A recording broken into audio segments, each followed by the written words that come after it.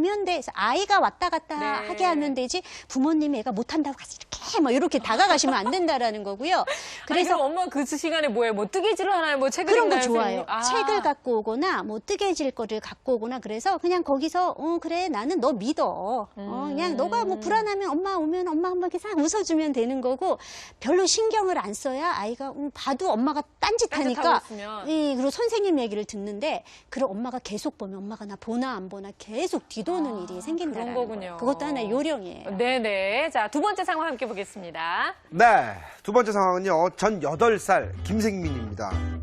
남들은 개가 너무 예쁘다고 하지만 전 강아지, 개 모두 너무 무섭습니다. 내일 할머니 생신이라 할머니 댁에 가야 하는데 할머니 댁 앞마당에 큰 개가 2마리나 있다고요. 할머니는 너무 보고 싶지만 그 개가 있는 한 절대 가고 싶지 않아요. 저를 확 물면 어떻게 하죠? 할머니. 그러니까요. 근데 이런 게 특징이 개 키우시는 분들이 전부 아니야, 얘 순해. 얘 얼마나 착한데. 그런데 막 애들 입장에서 그 개 무서워하는 사람 입장에서 막 이 뾰족뾰족한 입밖에 안 보이고요, 선생님. 무섭긴 하거든요. 이럴 때는 어떻게 해야 될까요? 저도 큰 개를 키워가지고요. 막 너무 순한데 우리가 봐서는 애기인데 막 다들 이렇게 자지러지실 때 되게 괴로운데요. 네. 근데 이런 것들은 아이가 걔한테 물린 경험도 없는데 그 이미지 갖고 무서워하는 거예요. 그래서 어떤 생각 자체가 너무 좀 두려움을 유발시키는 생각을 했기 때문에 이럴 경우에는 생각을 변화시키는 작업이 먼저 돼야 돼요. 그래서 네. 탐정놀이 하라고 하거든요. 그건 뭐예요, 선생님? 그래서 탐정처럼 생각하기. 그래서 너가 뭐 셜록 홈즈든 뭐든 하나 하라 하고 한번 탐정처럼 생각해보자. 너가 도대체 걔가 왜 무서운가?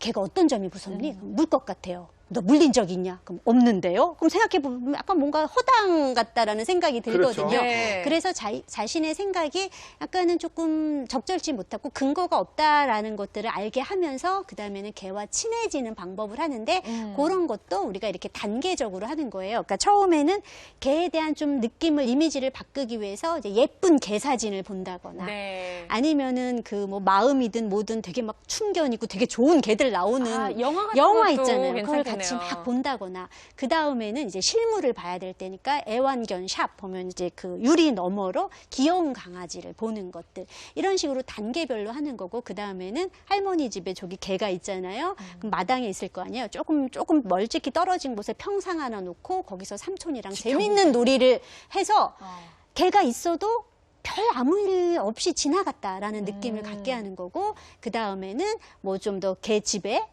좀 더 가까이 앉아서 뭐 놀이나 이야기를 하는 식으로 점차 이제 단계를 줄여 나가는 것으로 가야 하는 거죠. 그래요. 뭐 계속 말씀드리지만 이렇게 사람이 가지고 있는 불안 같은 것은 진짜 하루아침에 변할 수 있는 건 아닌 것 같아요. 믿음을 계속 주시고 아이가 불안한 마음을 좀 떨쳐버릴 수 있는 시간적인 기회를 많이 주셔야 될 것 같은 생각이 드는데요. 선생님, 불안한 아이, 겁 많은 아이, 불안 극복하는 방법 다시 한번 우리 정리 좀 해볼까요? 네.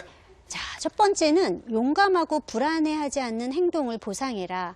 불안한 아이라 그래서 365일 24시간 불안해하는 건 아니에요. 그렇죠. 가끔은 되게 용감한 행동을 할 때가 있어요. 그럴 때 적극적으로 어떤 칭찬, 격려해 주시는 거 필요하고요. 또 바람직하지 못한 행동은 무시를 하셔야 돼요. 예를 들어서 아이가 이제 학교를 갈 때 이제 막 가는 거 이제 싫어서 이제 입이 대빨 나오고 꿍시렁 거리는데 거기 대고 너 왜 안 가려고 하냐 뭐 하냐 하는 게 아니라 그런 것들은 적당히 무시하면서 가자 가는 거야. 잘 가 이렇게 하고요. 집에 무사히 왔을 때 와 아침에는 좀 가기 싫었는데도 정말 잘 갔구나라고 얘기해 주는 방식으로 하시는 거고요. 또 회피하지 못하게 좀 예방을 하셔야 되는데 아까 말한 것처럼 불안은 직면하고 도전해야 나아지는 거기 때문에 너무 회피를 허용하지 마셔야 되고 또 그렇다고 해서 아이가 정말 못하는 거 또 정말 싫어하는 거를 무리하게 하라고 하면 안 돼요. 피아노 진짜 못 치는데 피아노 콩쿨 대회 나가라고 하면은 아이는 죽어도 대회는 앞으로 안 나가니까 그런 거는 억지로 하게는 하지 말라라는 거고요. 또 감정을 효과적으로 전달하라. 이건 부모님이 정말 조심하셔야 되는 건데 처음에는 막 달래주다가 나중에는 막 짜증나고 화나서 저런 뭐 바보 같은 저렇게 겁 많은 이런 거 하는데 절대 그렇게 하시면 안 되고요. 좀 더 아이한테 얘기할 때도 좀 나긋나긋하게 어떤 게 좀 불안했어. 아유 그랬구나라고 감정을 잘 다스리면서 말씀해야 아이도 엄마에게 내가 불안한 이유를 말할 수 있게 되고 불안에 대처하는 방법을 함께 모색할 수가 있게 되는 거고요. 또 부모가 불안에 대처하는 역할 모델 되셔야 돼요. 네. 그러니까 부모님도 불안할 때 있는데 자신의 어떤 불안하면 나는 이게 조금 겁이 나는데 그런데 나는 좀 이거를 좀 이렇게 좀 해볼 거야 라고 아이가 보기에 저렇게 하면 되는구나 라고 느끼는 어떤 모방 학습의 네네. 어떤 모델링이 되셔야 되고 요거 뭐 제일 중요하죠. 인내심 갖기. 인내심. 예. 하루아침에는 안 되기 때문에 인내심 갖고 대하시는 거 꼭 유념하셔야 합니다. 네, 그럼 지금부터 오늘의 핵심입니다. 불안하고 겁 많은 아이를 위한 놀이 저희가 또 화면으로 정리해 봤거든요. 함께 보겠습니다. 내일 처음으로 태권도 시합을 나가는 미르. 불안한 마음에 연습을 계속 해봐도 마음처럼 잘 되지 않는 것 같은데요. 내일이 바로 시합인데 왜 이렇게 안 되지? 미리야, 왜 그래? 뭐 때문에 이렇게 걱정하는 거야?